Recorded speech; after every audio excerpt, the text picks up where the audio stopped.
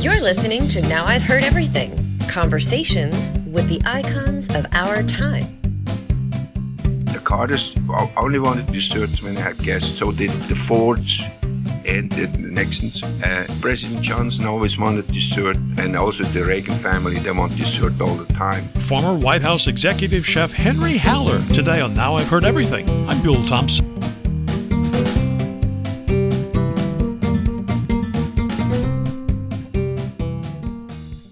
Well, no matter who wins the presidential election in November, new occupants will be moving into the White House next January.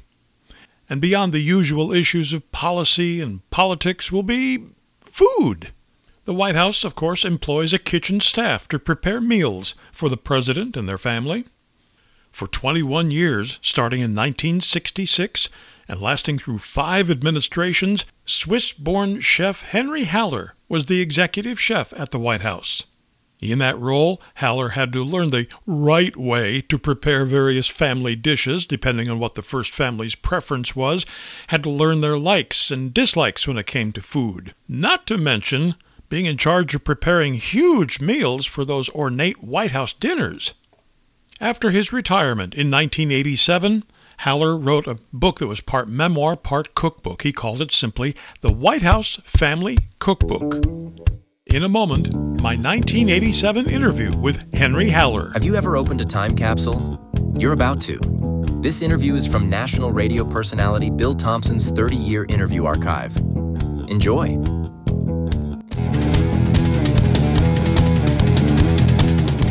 So here now, from 1987, Henry Haller. Are there some people who think, my gosh, what an easy job you must have sitting back there in that kitchen just supervising your staff of chefs and cooks and just waiting on the president? It was not an easy job because I did a lot of cooking myself. My title is executive chef, which means it's just the chef just supervises, but I was always working every day, and I had to put hands on, definitely, because the crew isn't that big. And but that's the way I liked it. I rather do a lot of things myself, so I know that they are done right. There are those who say that there is only one way you can make sure it's done right, and that's do it yourself. Yes, that's the way I feel. Not that I would not say that I had a staff of 7 people, and they were all excellent. I mean, over the years I was able to hire my own people. And every time we hired some new person, a new chef, we could pay a little more money, so we got a better man.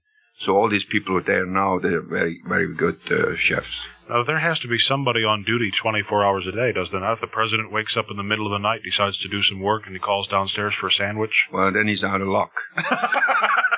Then he will have... No, this doesn't work like this at all. And for instance, the second floor kitchen is the first family kitchen, and the whole second floor at the White House is that is the living quarters of the first family. And it leads out from the West Hall.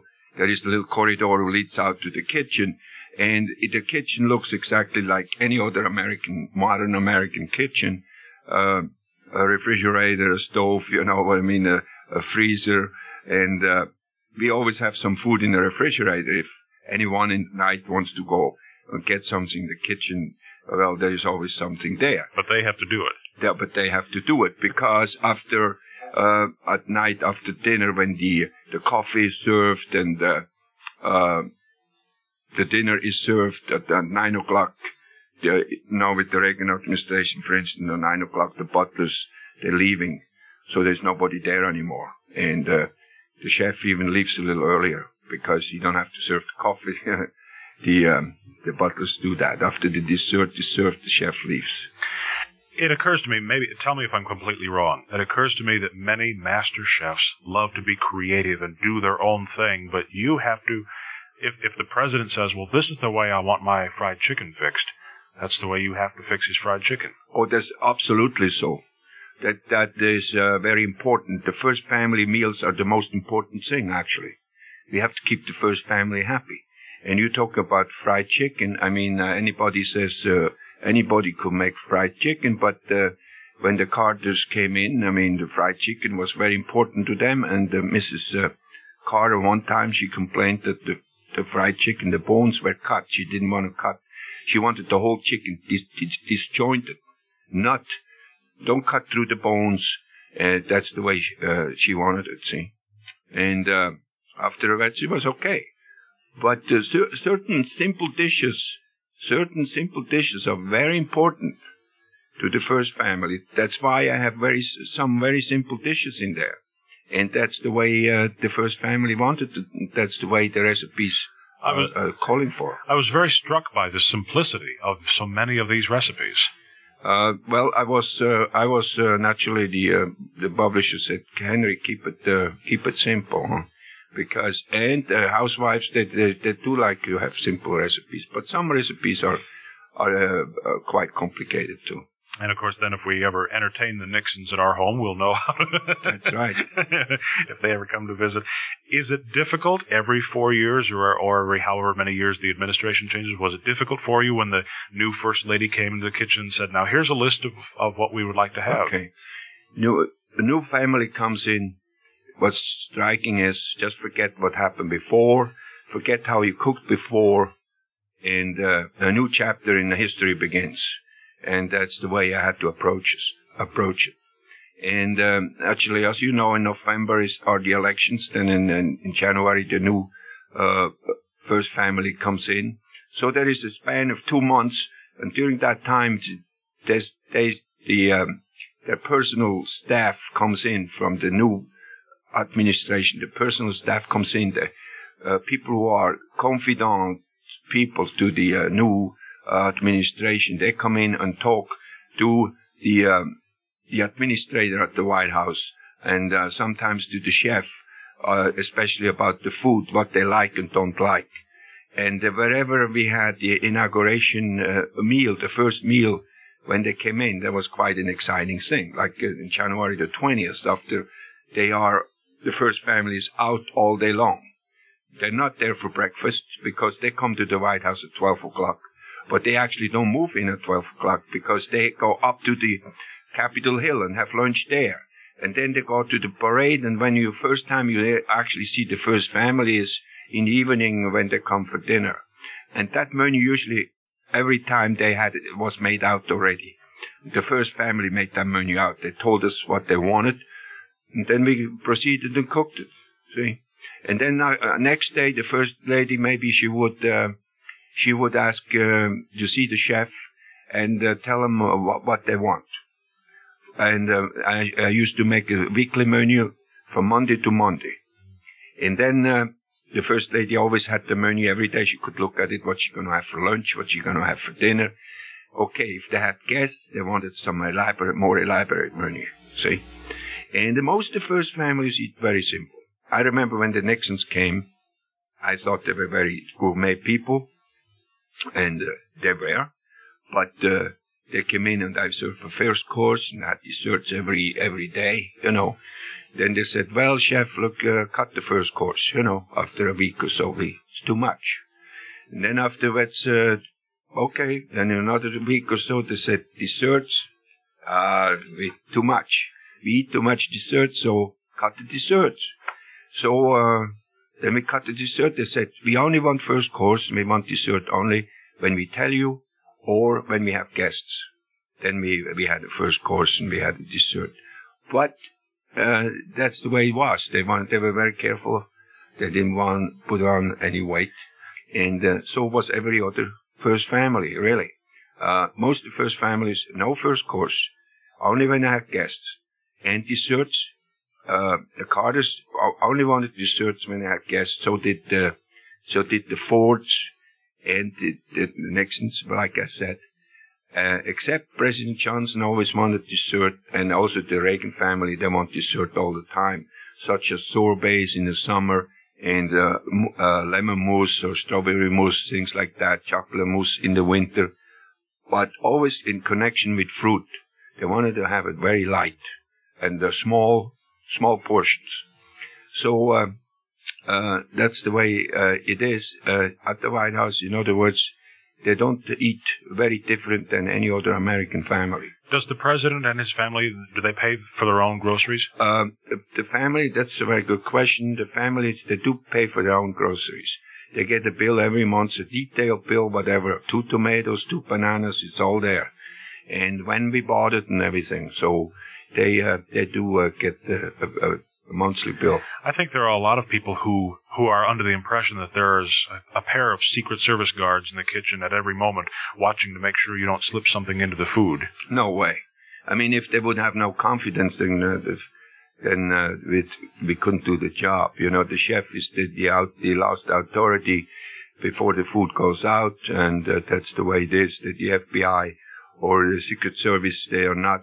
There is a policeman and Secret Service men stationed all over the White House in strategic points for security, more for security under naturally where people go in and out, where they come in the White House and go out the White House, and that's it. But they're never in the kitchen. Never in the kitchen. Was there ever any time during all your years at the White House that anyone was ever concerned about whether something had happened to the food? Maybe the guests were important guests. In 21 years, I have never any complaint or anything. Somebody said, oh, they felt they had food poisoning, which could not cure, you know, in a restaurant. You know, that had nothing to do with tampering with the food. You know what I'm talking about. Mm-hmm. If seafood was bad or something, somebody complained, hey, I got sick at the White House, I had dinner there, or I had lunch there, and the next day I felt awful, or at night I felt awful. And that naturally, they would really check that. And that never happened. We also was, maybe interesting question is if you would ask, who delivers the food at the White House? Who delivers the grocery, the meats and all that? Nothing gets delivered. We pick everything up. And we have we have dealers which we deal off all the time. And these dealers are checked out by the FBI. Maybe every 6 months they go there and check the dealers, talk to them and say, have you got new employees? They want to know who is employed in their establishment. And they go in and they look for cleanliness, if the place is clean. And they don't announce themselves when they go in. Periodically they check out the places. And like, we pick all the food up. Nothing gets delivered at the White House. We have a van who is not an unmarked van. Nobody really knows that van. It looks like any other van. And we go and pick everything up. So we don't want deliveries because they would make too many problems, security problems. You know, I have to tell you that the first thing I turned to see if it was in your book, I had to find out what this monkey bread is that we keep hearing about. Okay. Every Thanksgiving and every Christmas, we always hear about the First Lady and her monkey bread, and I had to find out, that sounds like a very difficult thing to make. It is, no, it's, isn't that difficult. It's actually like a roll, you know, a soft roll, but you put it in a mold, and each roll, you have to put a little butter on it, and, so they don't stick together so much. Then you can break it off. When you eat it, you break it off. It becomes like a big round cluster. That's what it is. It's explained in there. It's not as easy to make as an individual roll, you know. And but it also doesn't sound like the kind of thing you can make on a moment's notice either. No, you want we never did that. You know, you want 24 hours notice for that. You know. So talking about something a little more difficult, there it is. Yeah. You know, when I'm sure you're familiar when Gerald Ford first came into office, the newspapers made a big deal about how he made his own English muffins and how he was so independent in the kitchen. But the way you're talking, it sounds like presidents sometimes have to be. Well, they have to be independent. They don't have to do any cooking. I mean, President Ford, the only time he ever made his own muffin is for the press. There was only one morning. One morning they said there was nobody in the kitchen. So we weren't there. The next day we were back in. For the whole period of time he was there. He made for the press, he made the English muffin, you know, I mean, a big deal. You just put it in there in the toaster, you know. And that was it, see. And every other time President Ford was very happy to sit down and get his meal served. Or his breakfast, you know. And that's the way it was. Yeah. You must have been witness to some fantastic historical events at the White House. Well, the biggest dinner we had was for 1,300 people. We had that twice. One time President Nixon, that was a historic event. President Nixon gave the order to do half a state dinner for the POWs who came back from South Vietnam. And they came back, as you know, in pretty bad shape physically. So we had about 6 weeks ahead, we knew that they're going to come. So we had to design, hey, how are we going to do that? The kitchen is small at the White House. How are we going to serve 1,300 people? The maitre d' said to me, well, Henry, maybe you want a caterer to do it. I says, no way. I do that. I'm the chef at the White House. No way the caterer's going to do that. And so we had a tent on the lawn, and we had 2 kitchens. We served 1,650 from each side. And then we had refrigeration trucks, where we had the first course and the dessert the night before was already in the refrigerator. Almost finished, next day we just put the finishing touches. And like I said already before, we have a space problem in the White House kitchen. So the first course I made a seafood ring, which it takes not so much space to pile them up when they're done, Can make them a couple of days ahead of time. Seafood salad, it gets even better. It gets more seasoned while it stays in that mold, and seasons with the mayonnaise and with the onions and with the horseradish, which I put in there. And then the main course, we had sirloin, which you had to cook 100 sirloins. And I cooked that in a hotel in Washington. The chef in the hotel there, I went there and the supervisor and some of the roasting myself during the day. We had to do it there because I didn't have enough ovens at the White House.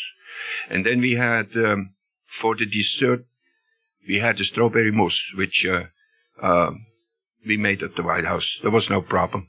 And naturally, we had 130 tables, so I needed 130 services, 130 portions for 10. First course, and then 130 platters for the main course and 130 platters for the dessert. So that makes 90. That makes, 130 platters. That makes 390 platters, which is a lot, see. Wow. What do you feel like at night after all that's done?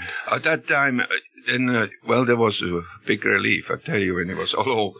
Who does the dishes after all that? Yes, we had, needless to say, we had a lot of extra people. And the maitre d'hotel, he had to have 100 extra butlers. And they had to be checked out by the FBI. So that was a big job. But the next job we did, the same thing, identical same thing, just the menu changed a little bit. But we only had 1 week notice. That was during the Carter administration. We had the peace treaty dinner with President Sadat, Begin, and Carter. And we had 1 week. They told me Monday, Henry, next Monday you have 1,300 people on the lawn. Make a menu and hire the help, And make sure everything's kosher? Yeah, then we had about 50 portions kosher, that's all. The rest I did all myself, but I had the kosher. That was for President Begin. 50 kosher meals, and the rest was all regular meals. Henry Haller died in 2020 at age 97. Now, you can get your copy of the White House Family Cookbook by Henry Haller by tapping the link in our show notes, by clicking the link in the description below if you're listening to this on YouTube, or by going to our website, heardeverything.com. We may earn an Amazon commission if you make a purchase. Heardeverything.com is where you can also hear my 1990 interview with former Reagan administration protocol executive Selma Roosevelt. The important thing is that if something goes wrong, first you fess up. You do take the rap, and that's what a chief of protocol is for.